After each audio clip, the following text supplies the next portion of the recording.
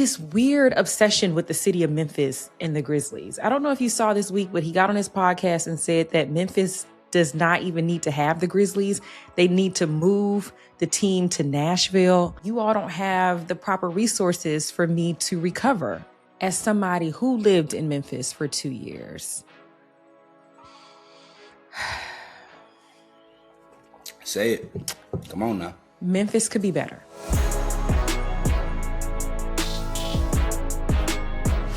Okay, it is Friday. That means Fumble of the Week. Rodney, I'm going to start with Draymond Green. And I don't know why Draymond has this weird obsession with the city of Memphis and the Grizzlies. He got on his podcast and said that Memphis does not even need to have the Grizzlies. They need to move the team to Nashville. And that sparked up a lot of debate because, like I told you, the people in Memphis, they love the Grizzlies.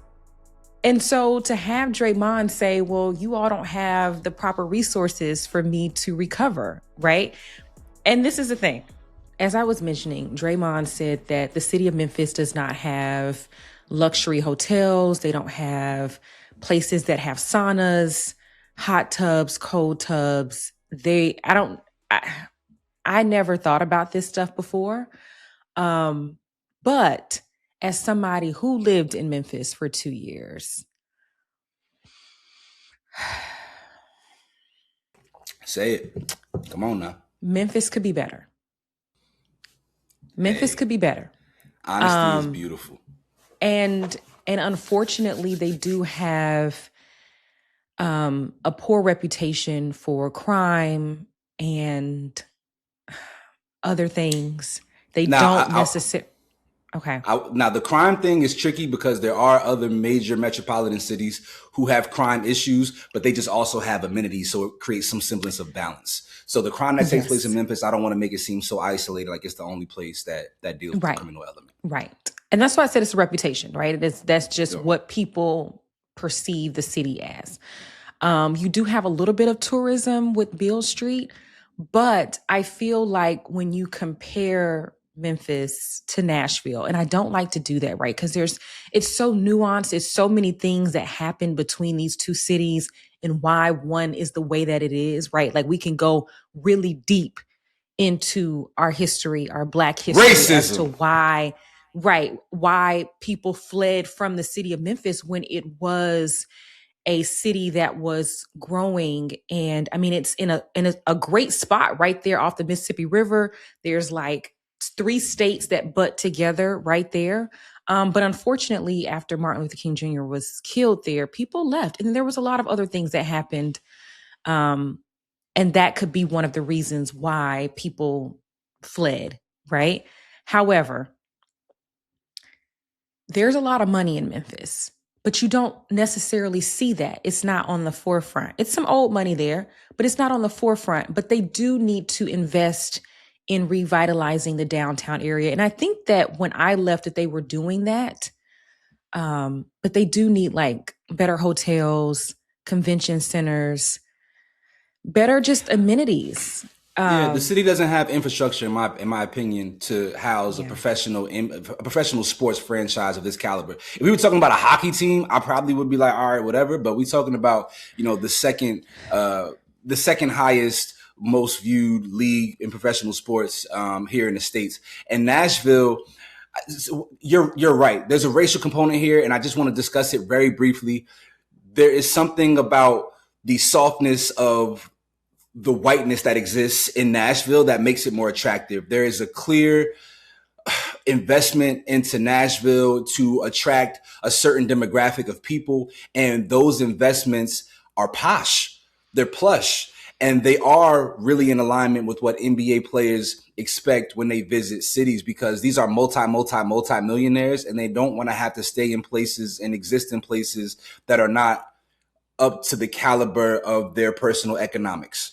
And so it pains me to say, we may need to relocate this team, take this team out of this city, that a lot of people probably, not even just from a hope standpoint, a lot of people probably earn money around the Memphis Grizzlies being in Memphis. You think about the stadium employees. You think about even the people who sell bootleg T-shirts outside of the arenas. You think about, when NBA players come to town, if somebody is hosting, a club, there's a nightlife element. There's so many things that take place and revolve around the NBA. There's so many people, but at the same time, infrastructure is everything. And if there's not infrastructure in place to support the growth, the evolution, and the sustainability of a business, then we may need to take a look at uprooting that business until that place is more developed. Yeah, and it's like I said, it's such a sad situation. But again, when you do look at a city like Nashville, it was almost kind of like what comes first, like the chicken or the egg. They put more money into infrastructure first, just like your other major cities like Dallas. You know what I mean? Like they went in and said, okay, well, we want to get people to come to Nashville. If you haven't been to Nashville in like the last decade, it's going to blow your mind how much it's grown because they literally they brought in all of these high-end hotels with convention centers and all of the things. They did that first. And they got a Soho House. They got a Soho House. They do. In Nashville. And you have all of these wealthy, famous people from California and wherever else building homes in Nashville because they love the city as well as no state taxes. Memphis could be the same thing. They're in the same state. So anyways, that was my fumble of the week because I don't know why Draymond just hates Memphis, and he knows that it's going to get a lot of views. He's going to get a lot of hate for it. But unfortunately, I think that is a bigger conversation to be had. Yeah, you're right. And you know what? Before we close on your fumble and get into my fumble, there also is something about Draymond talking about this and him being from Flint.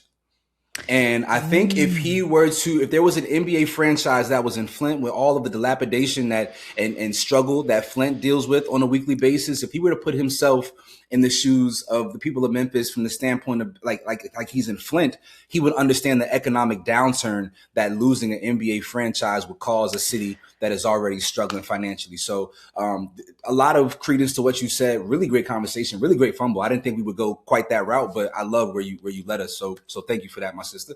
My fumble of the week this week is not necessarily a fumble, but like a damn, man.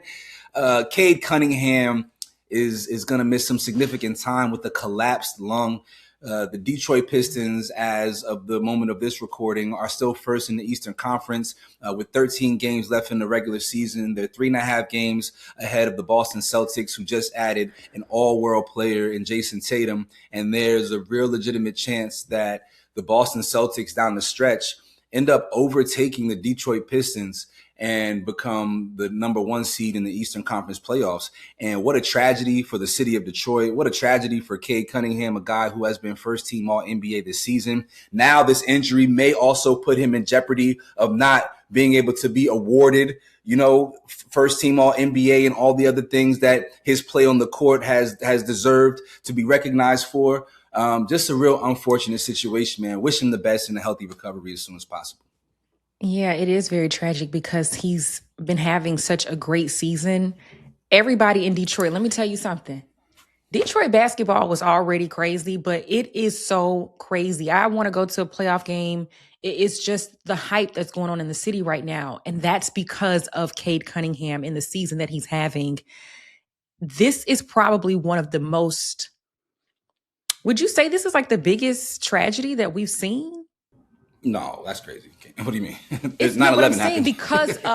because of the trajectory that we saw them going, and to have your star go down in that way, because a collapsed lung, I don't think that we're gonna see him for a while. We could. For a while we could. Now the thing is with a collapsed lung and respiratory is you're not going to be able to work out and keep up your conditioning. Right? Like if it was a broken arm, broke with something like that, or a finger, something like that, you could still do cardio, you could still do your legs. But I would imagine, and I don't know because I'm not a doctor by any stretch of the imagination, but I would imagine with a collapsed lung, you can't maintain your conditioning. And so even if Cade Cunningham is able to come back, in 3 weeks time, let's say the Detroit Pistons, make it out of the first round, or the first round goes a little long and make it to 6-7 games, he comes back. He's not going to be likely to be the Cade Cunningham that he has been for a majority of this season, because he's going to have to take some time to get his legs underneath him. And there is no replicating gameplay. Like I don't care how much you practice. I don't care how much you're on the treadmill, the zero gravity machine. You can't imitate the energy expended to play an NBA basketball game. Yes. And the lungs and the heart are very important organs. And so if you cannot breathe, I mean, first of all, that's absolutely terrifying. Yeah. You be struggling to breathe sometimes when you're going upstairs. Hey, man, those are our fumbles of the week. Y'all let us know who you feel is more deserving of the fumble of the week. Is it Draymond Green for his position on Memphis? Is it just a situation involving Cade Cunningham missing some significant time because of a collapsed lung? Let us know your thoughts in the comments section. Por favor. And please go and click the link in our description box. We have that newsletter. It's with Cassius. It is great. Like I said, I check it out all the time, and I love it. Thank you.